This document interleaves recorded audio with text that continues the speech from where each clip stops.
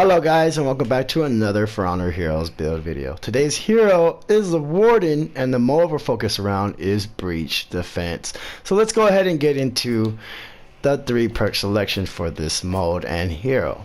Now for the first feat or perk, I actually go with Devour out of the 3 choices on top, because this allows you to gain more health off your executions, which you're going to want to do a lot when you're a defense player in Breach, because you want to take down that respawn time or the life count for the attacking opposing team. Also, this combined with Headhunter basically gives you more of a drive to want to execute players, not only for the health, but because you're also increasing your max health with Headhunter. So that's kind of why I put those two together.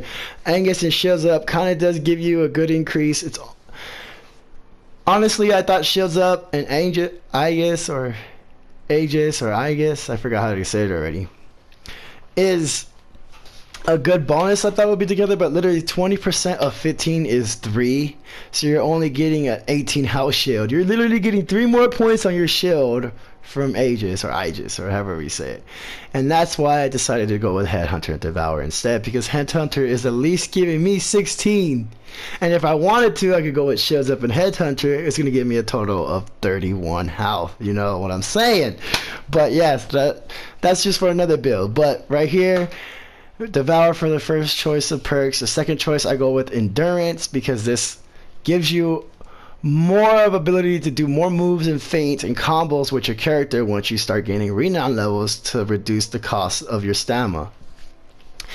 Now, renown level is when you get a feat unlocked. Like for instance, the second feat for the Warden can be where he's resistance against bleed, or his throws now throw people on the ground. Things like that. That's the second feat or renown. Second feat, that's the second renown level. So every feat you have or skill, whatever you want to call it, is your renown level. Once you get the 4th skill or feat, you're at renown level 4, and that says max 4 gains, which means you can only get a gain of 12% stamina cost reduction, which is still awesome in this game. That's a lot of stamina cost reduction that allows you to do a lot more movement, and half of the time that will give you the upper hand against opponents who don't have endurance or stamina cost type of ability or feats on them. Now moving on to the last perk, I choose Headhunter. I choose that over Survival Instincts and Fresh Focus, and the reason why I choose this is because it allows me to have more health, which allows me to stay in the battle longer, and also it goes well with my Devour. So am I not hunting only to be a Headhunter and gain more health, but I'm also getting more health than I normally would off the execution, because I am using Devour. This drives me more to go for executions.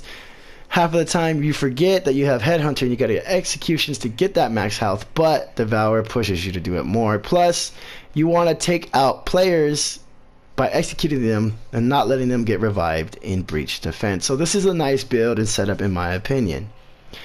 Going on to the feats, I choose Body Count over Conquer and Come At Me for the first slot. The reason why that is because it is awesome when you have a character that can kill troops fairly fine and get health and stamina off of them, and then you have Inspire to go with it, because Inspire increases the damage you and your soldiers do, and it makes them fight faster. Now I wish I had a clip to show you where I'm attacking a ram by myself with my troops. I cleared out all the other troops, is what you want to do, the enemy troops, and then once you do that, go in front of the ram with your troops. Since you're the defending team, you're going to be in front of the ram, attacking the ram, stopping the ram, and when it stops, your troops are going to be attacking it. Prompt Inspire when you do that, because that's going to make them attack faster, and I can't show you here now, but I will in the future in a video. But it will literally take half a bar of health from the ram just from using Inspire and having your troops there just smashing. You don't have to do nothing. You literally walk around them and just be smacking the crap out of that ram with their swords, because you have Inspire going on. Now if you're able to get this going a lot and you're stopping that ram by using Bounty Caught and waiting for it every time to cool down and use the Inspire, you're going to be killing that ram before it even gets to your commander. I promise you, it's such an effective way to fight in Breach Defense for the Warden or characters with this kind of feat.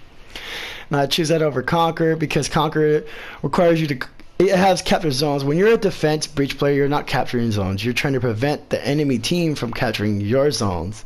Also, the only thing I could see that this really works good well is the boost on the field for breach, like attack boost, speed boost, and the shield boost.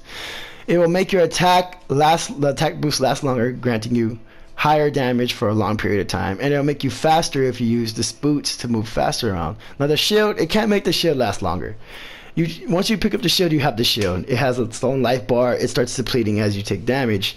There's no way for it to give you a boost. Conqueror can't give you a boost to the shield boost, so keep that in mind. Another reason I will go for body count, because we are defense, and this is literally going to help you take out the ram. The focus is to fight the minions and take out the ram, and fight the enemies that come at you while you're doing that with this build.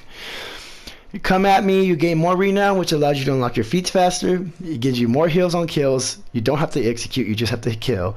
But you take more damage from attacks. And once you get max feat, what is the point of having this skill? And if you're an attacker and you want to use it for more heal, it's still kind of risky because you're taking more damage. Not just, you're just taking slightly more damage or a little bit more damage or moderate more damage. You are taking more damage for having this activated. And it's not even a passive. It is pretty, I don't know about that one. But again, body count is the way I go, in my opinion. Now Inspire, the reason why I use that, like I just explained, it works perfect when you're trying to take out minions against the ram, stopping the minion. And then once your troops get there and the enemy minions are not there, if you use Inspire, your troops will go ham on the enemy ram, thus depleting the health bar faster than you normally would. Feat looks is pretty nice. You can throw it, it only blinds, it doesn't do damage, and you do not kill minions since they nerfed this grenade. It doesn't benefit you more in this mode than Inspire does. Thick Blood, it's nice if you're trying to stay alive. Not every character has bleed, but it is awesome to have against characters who have bleed, like the Bushis, Peacekeeper, and Shaman.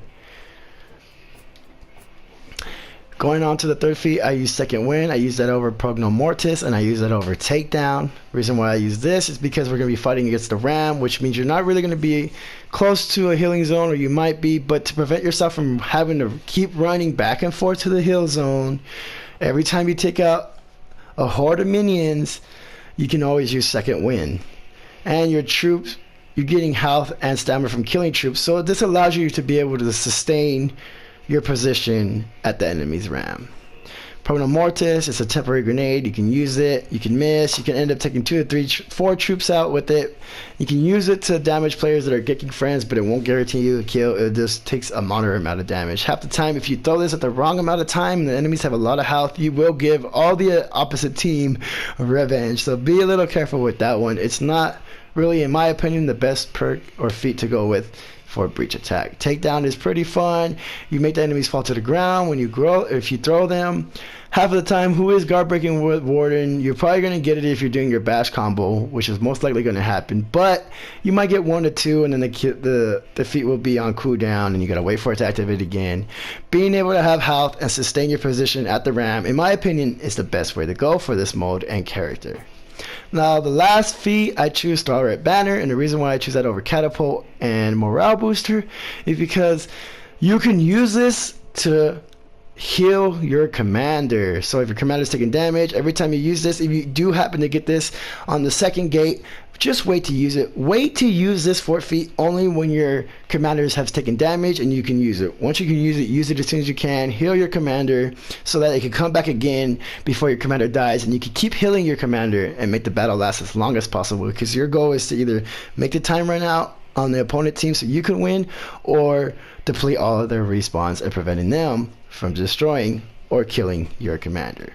Catapult is nice. You will damage your allies, you will damage your own commander, and any other player that's in the radius of it when you're trying to use it on the enemy team.